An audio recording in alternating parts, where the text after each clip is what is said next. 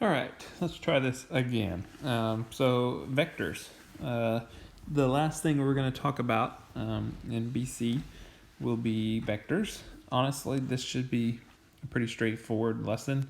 Nothing in it is really new. It's just putting together a bunch of different ideas. So first off, a vector. So something if you should have talked about a lot in physics. You've done it before in your math class. So the thing you need to remember about a vector is that a vector is a directed line segment. So it has an initial point and a terminal point. So vectors have magnitudes and direction. Vectors were different from scalars in that way. All right, so if a vector is in a plane and the initial point is on the origin, we call that component form. So when I have a component form of the vector, it's starting on the 0, 0 origin. Component forms are really simple when you find magnitudes in component forms because all you're doing is doing the Pythagorean theorem, which is very basic when your origin, your Q1, Q2 is 0, 0. So it's just a squared plus b squared equals c squared. So c being your magnitude there. So that's where this equation for magnitude came from. As well, one formula you need to know that was on tomorrow's notes that we're not doing is speed. So there is a speed question on your homework.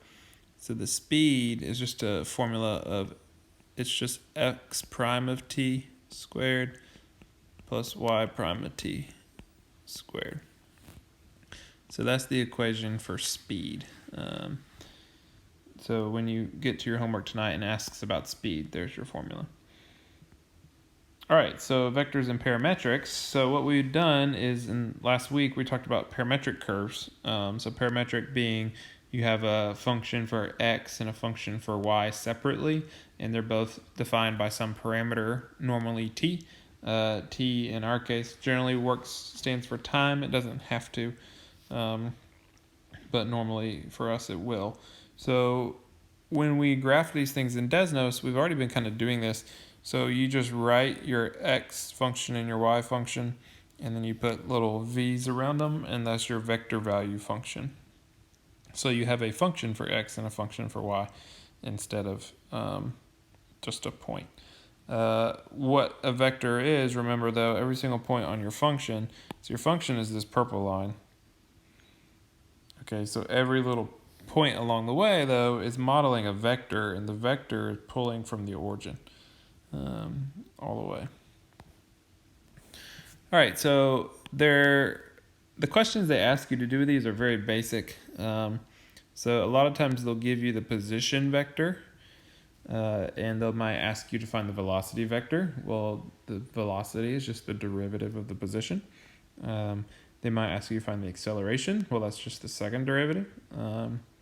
So the velocity vector, so x prime is the rate of change of x. Nothing new there. Y prime is the rate of change of y. Y is your vertical. X is your horizontal. So this is pretty kind of straightforward. So the questions they might ask, look at example 1. It says a particle moves in the xy plane, and it gave you the position, the parametric position. So I got x and y. Well, to find the velocity, all you have to do is take the derivative of that. So the derivative of x is x prime, and the derivative of y is y prime. And it says at time 1, so I just plug in 1, and boom, there's your velocity vector. Find the acceleration vector. Well, that's just the second derivatives of these things. Plug in 2 now, because it says time 2, and boom, there's your acceleration vector. So that's pretty straightforward. So that's starting at the top. Sometimes they'll start in the middle. So we'll do one in a minute. In example 3, where instead of giving you the position vector, they gave you the velocity vector, and they wanted you to move up the ladder, which means you need to take the antiderivatives and put a plus c at the end. Okay, we'll do one of those in a minute. 2 is a little tricky. So what's difficult about these problems is they will give you information on different levels. So for number 2, they said that y was ln of x. So they gave you the y value, the position of y in terms of x, and then they gave you x prime in terms of t.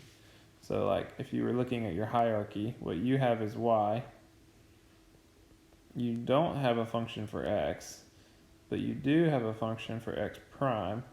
You don't have a function for y prime. You could find one really easily, but we're not going to need to. So we got different levels of information.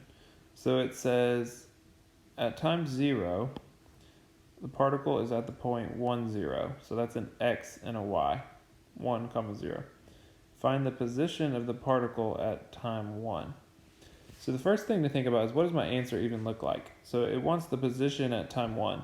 So my answer is an ordered pair, okay? So it's some number for x, comma, some other number for y. That's what my answer looks like. So it's always good to keep in mind, okay? Now, I can't immediately just plug in 1 here, because the problem is my y function is in terms of x, and my when, if you will, is time 1, and you can't plug in a t for x. So what we have to do is we have to find my x coordinate at time 1. So you have to use your fundamental theorem of calculus again from the fall. So x of 1, the position at time 1, is where I started, x of 0, which they gave to me, plus my change from 0 to 1 of x prime of t dt. Fundamental theorem. Very, very important for our AP test. Your position at time 1 is your position at time 0 plus your change in position from 0 to 1. So we know that x of 0 is 1. They gave me that right here. They said at time 0, the x coordinate is 1. So x of 0 is 1. The antiderivative of x is 1/2 t squared plus t. From 1 to 0, plug in 1, plug in 0, you get 5/2. All right, so 5/2, this is the position of x at time 1. Now I need the position of y, okay? So I can take your position of x at time 1 and plug it in for x, and that will give me y. That's where I got the natural log of 5/2 from.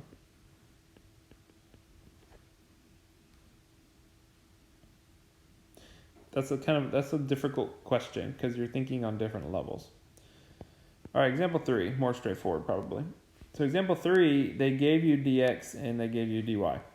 So now they've given us information on the same level. They're both the derivatives. I have the derivative of x, I have the derivative of y.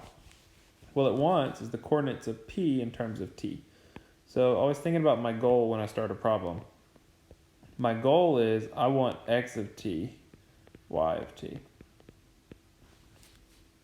What I have is dx dt and dy dt. So my idea is I'm going to integrate dx, and that will give me x.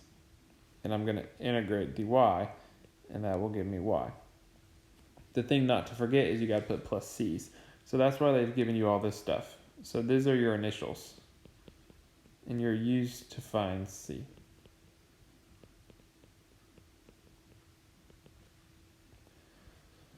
So to find x, you do the integral of x prime, and then you don't forget to put plus c, and then I use my initial conditions they gave me to solve for c. To find y, I'm doing the integral of y prime, and I put plus c, and I use my initial conditions to solve for c. So this gives me my position vector. All right, B says write an equation expressing y in terms of x. So they want you to eliminate the parameter.